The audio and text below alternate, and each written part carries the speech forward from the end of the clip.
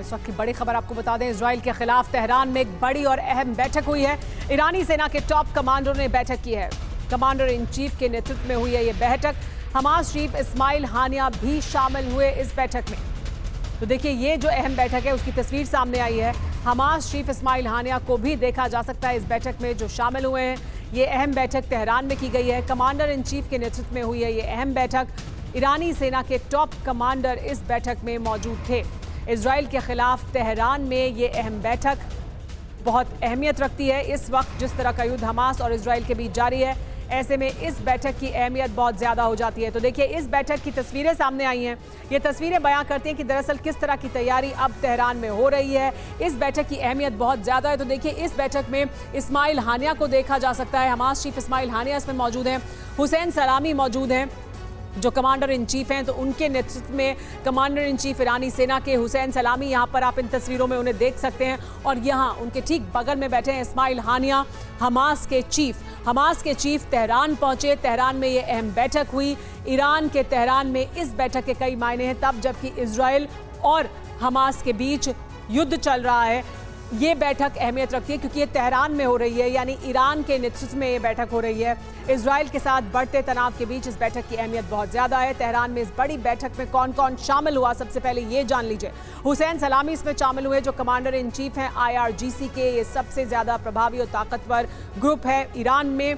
इस्माइल हानिया यहाँ पर मौजूद थे, हमास के चीफ, जिन्हें इजराइल लगातार ढूंढने का, ख़त्म कर देने के लिए लगातार मिशन चला रहा है, वो यहाँ पर मौजूद थे।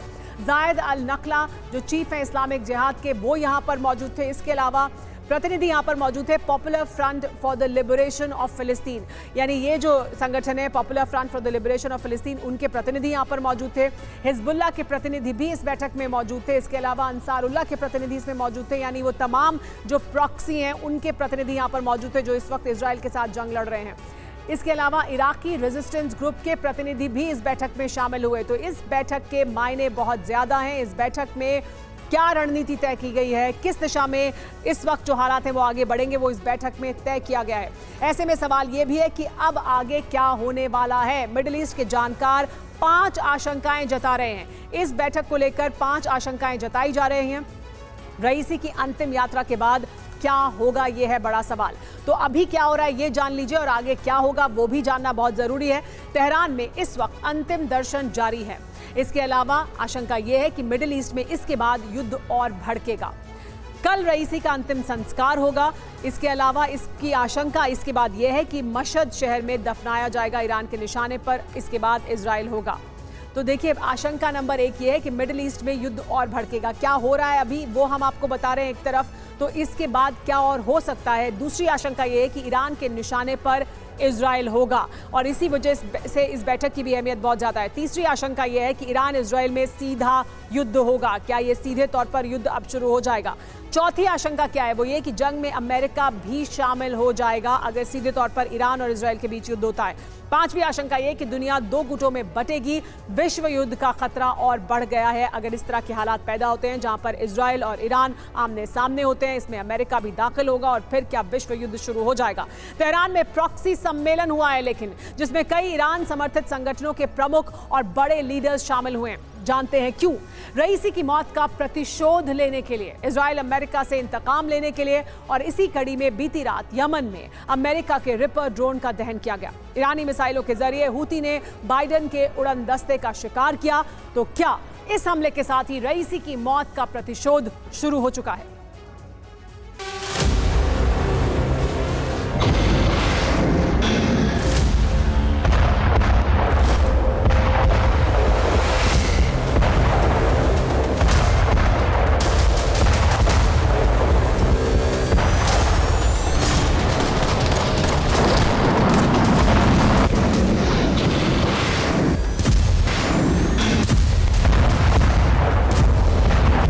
रईसी हेलीकॉप्टर क्रैश कांड के प्रतिशोध का आगाज हो चुका है।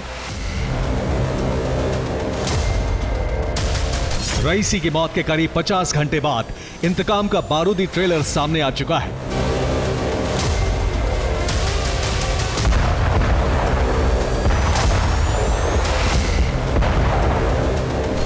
और जानते हैं, ये बदला ईरान ने नहीं बल्कि यमन में मौजूद ईरान के प्रॉक्सी संगठन हूती ने लिया।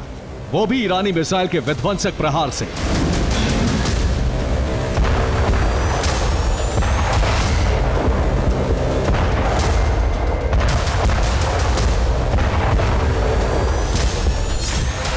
जिसने बगदाद में ईरान के टॉप कमांडर कासिम सुलेमानी को मारा।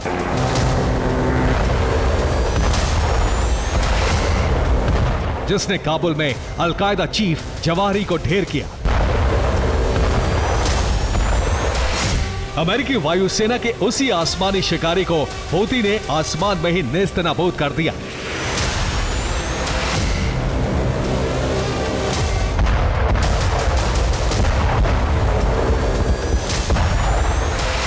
मिसाइल हमले में अमेरिका के MQ-9 रीपर ड्रोन को तहस नहस कर दिया।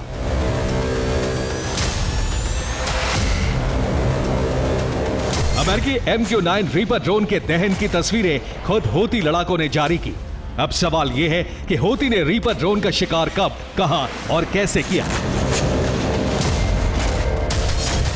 तो आपको बता दें कि पूर्वी अफ्रीका के जिबूती आइलैंड पर मौजूद अमेरिकी एयरबेस से MQ-9 रीपर ड्रोन ने उड़ान भरी और जैसे ही अदन की खाड़ी से होते हुए अमेरिकी ड्रोन यमन के अल बायदा इलाके की तरफ बढ़ा। हूती लड़ाकों ने MQ-9 ड्रोन पर सरफेस टू एयर मिसाइलों से हमला बोला। बस फिर क्या, पलक झपकते ही आसमान में अमेरिकी ड्रोन के परखच्चे उड़ गए। जोरदार ब्लास्ट के साथ MQ-9 ड्रोन का मलबा जमीन पर आ गिरा।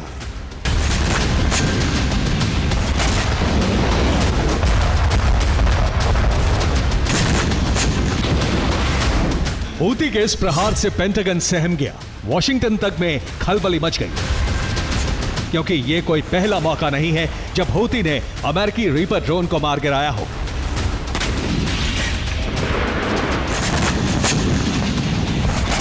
आप ये जानकर हैरान रह जाएंगे कि अब तक हूती ने 5 MQ-9 रीपर ड्रोन मार गिराए हैं। महज 7 महीनों के भीतर हूती ने 5 ड्रोन ध्वस्त किए। एक MQ-9 रीपर ड्रोन की लागत करीब 250 करोड़ है।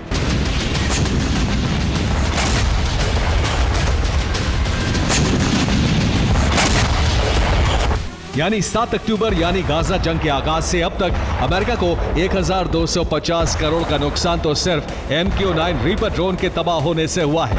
वहीं दूसरी तरफ लाल सागर में हूती ने कई अमेरिकी कार्गो शिप को भी निशाना बनाया है।